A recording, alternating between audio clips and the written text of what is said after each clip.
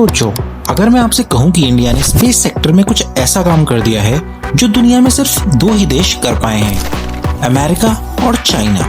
और सबसे शॉकिंग बात, ये अचीवमेंट इसरो ने नहीं की है, ये किया है एक स्टार्टअप ने, एक प्राइवेट कंपनी ने। 18 जुलाई 2026 श्रीहरिकोटा में सुबह 11:30 बजे के आसपास 7 मंजिल जितना ऊंचा एक रॉकेट काउंटडाउन कंप्लीट करता है और फिर धरती हिलने लगती है। आग का एक बड़ा सा क्लाउड और रॉकेट हवा को चीरते हुए आसमान की तरफ निकल पड़ता है और उस रॉकेट का नाम था विक्रम-1 और मिशन का नाम था आगमन, मतलब अराइवल। और कुछ ही मिनट बाद रॉकेट ऑर्बिट तक पहुंच चुका था और उसी सेकेंड हिस्ट्री लिख दी गई। इंडिया दुनिया का तीसरा देश बन गया जहां एक प्राइवेट कंपनी ने अपना खुद का ऑर्बिटल रॉकेट लॉन्च किया था। सिर्फ अमेरिका और चाइना और अब इंडिया भी। लेकिन इस स्टोरी का सबसे इंटरेस्टिंग पार्ट रॉकेट नहीं है।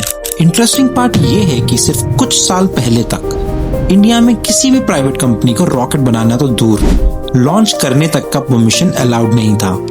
तो फिर ये इम्पॉसिबल पॉसिबल कैसे हुआ? इस कहानी की शुरुआत होती है 1969 से, जब इंडिया ने नया नया ही इसरो स्टैब्लिश किया था और अगले लगभग 50 साल तक इंडियन स्पेस इंडस्ट्री का सिर्फ एक ही मिशन था, रॉकेट बनाना है, सैटेलाइट लॉन्च करनी है।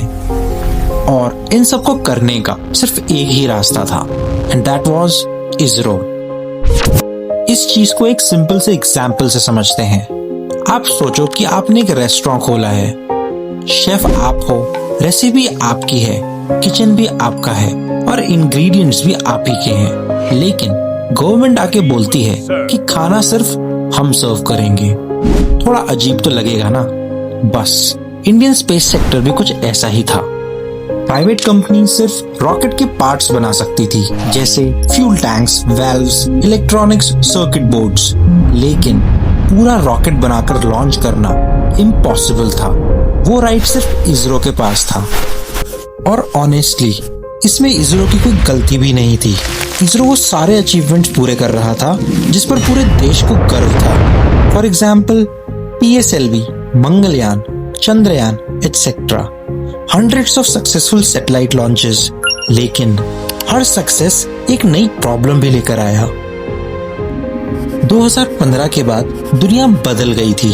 छोटी सैटेलाइट्स का एक्सप्लोजन आ गया था। Internet satellites, weather satellites, navigation, universities, defence, हर कोई स्पेस में जाना चाहता था और सबको लॉन्च चाहिए था। लेकिन इसरो के पास लिमिटेड टाइम ही था, लेकिन काम बहुत सारे। एक तरफ चंद्रयान, दूसरी तरफ गगनयान और बीच में कॉमर्शियल लॉन्चेस की लंबी वेटिंग लिस्ट। इंडिया धीरे धीरे एक नए रेस में पीछे छूटने लगा। हमारे यहाँ टैलेंट की बिल्कुल भी कमी नहीं थी। हर साल IITs और टॉप इंजीनियरिंग कॉलेजेस से हजारों ब्रिलियंट इंजीनियर्स निकलते थे, लेकिन उनके पास करियर के सिर्फ दो ही ऑप्शन थे, या तो इसरो ज्वाइन कर लो या फिर इंडिया छोड़ के अमेरिका चले जाओ। और उसी समय दुनिया के दूसरे कोने में एक आदमी स्पेस इंडस्ट्री के सारे रूल्स तोड़ रहा था, जिसका नाम था इलॉन मस्क और उसकी कंपनी SpaceX। उसके अचीवमेंट्स देख के दुनिया को ये तो समझ में आ गया कि रॉकेट सिर्फ गवर्नमेंट ही नहीं, प्राइवेट कंपनीज भी बना सकती है। तब इंडिया ने खुद से एक सवाल पूछा, अगर अमेरिका अपना SpaceX बना सकता है तो इंडिया क्यों नहीं? अमेरिका क्या कहता था? क्या हो तुम? आज हम कहते तू क्या है बे? और इसी एक सवाल से इंडिया ने अपने स्पेस सेक्टर का पूरा फ्यूचर ही बदल दिया। यहाँ से शुरू होती है असली कहानी।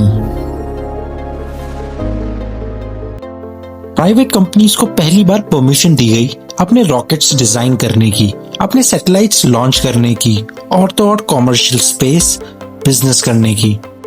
एक नया रेगुलेटर बनाया गया जिसका नाम था IN-SPACE और जिसका काम था प्राइवेट कंपनीज को ऑथराइज करना और उन्हें इसरो के लॉन्च पैड्स और टेस्टिंग फैसिलिटीज और यहाँ तक कि टेक्नोलॉजी इकोसिस्टम का एक्सेस देना।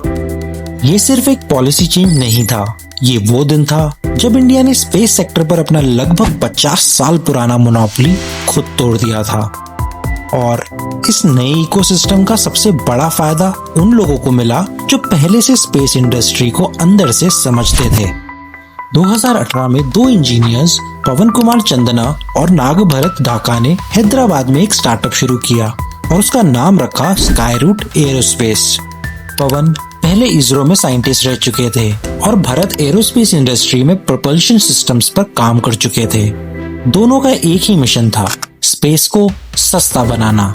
उनका आइडिया एकदम सिंपल था, बड़ी रॉकेट्स नहीं बल्कि छोटी सैटेलाइट्स के लिए फास्ट, रिलायबल और अफोर्डेबल रॉकेट्स तैयार करना। लेकिन उस वक्त एक प्रॉब्लम थी। 2018 में इंडिया में प्राइवेट रॉकेट्स बनाना लगभग इम्पॉसिबल था। टेक्नोलॉजी तो थी, टैलेंट भी था, लेकिन लीगल परमिशन ही नहीं थी। एक स्टार्टअप रॉकेट बना भी लेता तो उसे लॉन्च कैसे करता? फिर 2020 में रिफॉर्म्स आए और सिर्फ एक गवर्नमेंट नोटिफिकेशन के साथ जो सपना कल तक इलीगल था वो अगले ही दिन एक लेजिटिमेट बिजनेस बन गया। नवंबर 2022 श्रीहरिकोटा में सुबह का वक्त था। काउंटडाउन शुरू होता है और लॉन्च पैड से उड़ता है विक्रम एस, इंडिया का पहला प्राइवेटली डेवलप्ड रॉकेट जो स्पेस तक पहुंचता है। मिशन का नाम था प्रारंभ, मतलब एक नई शुरुआत। ये सिर्फ एक रॉकेट लॉन्च नहीं था, ये प्रूफ था कि इंडिया का प्राइवेट सेक्टर अब सिर्फ कंपोनेंट्स नहीं, पूरा रॉकेट बना सकता है। ये एक सब ऑर्बिटल मिशन था। रॉकेट स्पेस तक गया तो, लेकिन अर्थ के ऑर्बिट में नहीं पहुंचा था और इसीलिए असली एग्जाम अभी बाकी था। क्योंकि सबऑर्बिटल और ऑर्बिटल मिशन के बीच उतना ही डिफरेंस है जितना एक स्कूटर चलाने और एक पैसेंजर एयरप्लेन उड़ाने के बीच होता है। स्पेस को टच करना अलग बात है, लेकिन ऑर्बिट में स्टेबल रहना एक कंप्लीटली डिफरेंट लेवल की इंजीनियरिंग होती है।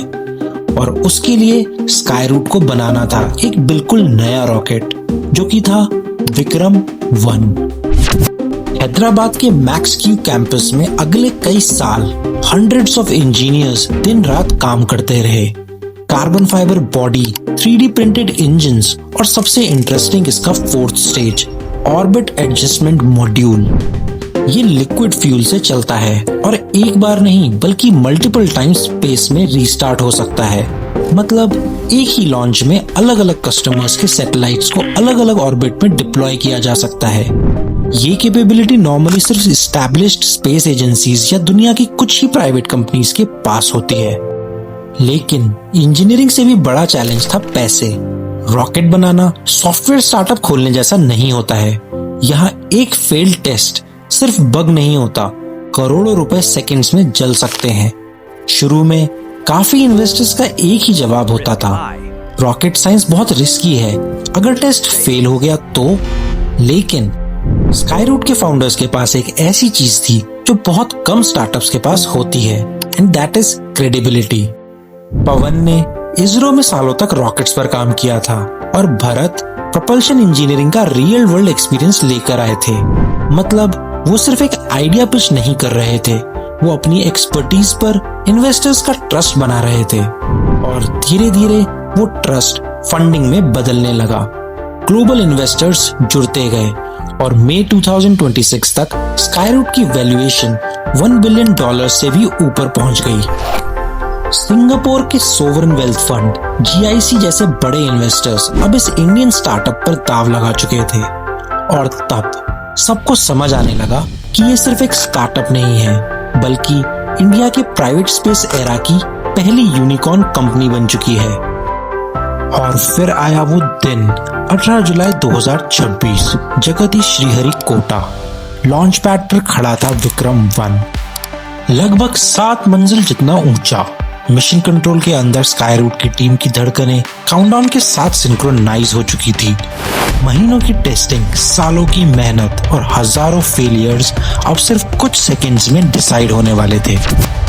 और फिर आग का एक समुंदर लॉन्च पैड के नीचे फूट पड़ा। रॉकेट धीरे धीरे उठा, फिर तेज, और कुछ ही पलों में आसमान को चीरते हुए बादलों के पार चला गया। उस वक्त सिर्फ एक रॉकेट लॉन्च नहीं हो रहा था, एक नया कॉन्फिडेंस लॉन्च हो रहा था, एक नया इंडिया लॉन्च हो रहा था। कुछ ही देर बाद कंफर्मेशन आई कि पेलोड सक्सेसफुली लो अर्थ ऑर्बिट में डिप्लॉय हो चुकी थी। Mission successful. और उसी मोमेंट स्काई रूट के सीईओ ने सिर्फ एक लाइन कही, हेलो स्पेस, हम आ गए। ये सिर्फ सेलिब्रेशन नहीं था, ये प्रूफ कि इंडिया की प्राइवेट इंडस्ट्री अब world class orbital rockets design, build और सक्सेसफुली लॉन्च कर सकती है। Propulsion, navigation, guidance, flight computer, stage separation, हर क्रिटिकल सिस्टम बिल्कुल वैसे ही परफॉर्म हुआ जैसे इंजीनियर्स ने सालों पहले ड्राइंग बोर्ड पर इमेजिन किया था। लेकिन एक रॉकेट की सक्सेस इतनी बड़ी न्यूज क्यों बनी? क्योंकि असली बिजनेस रॉकेट बेचने में नहीं है। असली बिजनेस है space economy, satellite manufacturing, earth observation, internet from space, navigation, climate monitoring, disaster management, military intelligence, space data. और इन सब मार्केट की combined value hundreds of billions of dollars में है। और इंडिया अब फाइनली इस रेस का सिर्फ स्पेक्टेटर नहीं, एक सीरियस कॉम्पिटिटर बन चुका है। सिर्फ कुछ साल पहले इंडिया में स्पेस स्टार्टअप्स उंगलियों पे गिने जा सकते थे, लेकिन आज 200 से ज्यादा कंपनीज इस इकोसिस्टम का हिस्सा हैं। स्काईरूट रॉकेट्स बना रहा है, अग्निकुल अपना लॉन्च व्हीकल डेवलप कर रहा है, पिक्सेल दुनिया के सबसे एडवांस्ड हाइपरस्पेक्ट्रल सैटेलाइट्स बना रहा है, ध्रुव स्पेस सैटेलाइट्स प्लेटफॉर्म डेवलप कर रहा है, बेलेट्रिक्स नेक्स्ट जनरेशन प्रोपल्शन सिस्टम्स बना रहा है। और शायद ये तो बस शुरुआत है। 50 साल पहले इंडिया ने दुनिया को दिखाया था कि हम स्पेस तक पहुंच सकते हैं, और आज इंडिया दुनिया को दिखा रहा है कि हम सिर्फ स्पेस में जाने वाले देश नहीं, बल्कि स्पेस इकोनॉमी बनाने वाले देश बन सकते हैं। और हो सकता है अगले 10 साल बाद जब दुनिया किसी नए स्पेस जायंट का नाम ले, तो लोग कैलिफोर्निया का नहीं बल्कि हैदराबाद का नाम ले, क्योंकि रिवॉल्यूशंस एक दिन में नहीं बनते, वो शुरू होते हैं एक आइडिया से, एक रिस्क से, और कभी कभी एक स्टार्टअप से। और शायद इंडिया का प्राइवेट स्पेस रेवोल्यूशन अभी बस शुरू हुआ है। तो ये वीडियो यहीं पे खत्म होती है। आपको क्या लगता है आने वाले टाइम में इंडिया और कौन कौन से स्पेस एंडेवर्स अचीव करेगा? मुझे कमेंट्स में बताइए आप। अगर आपको ये वीडियो पसंद आई हो तो इस वीडियो को लाइक, शेयर और सब्सक्राइब करना मत भूलिएगा। मैं आपसे मिलता हूँ अगले वीडियो में।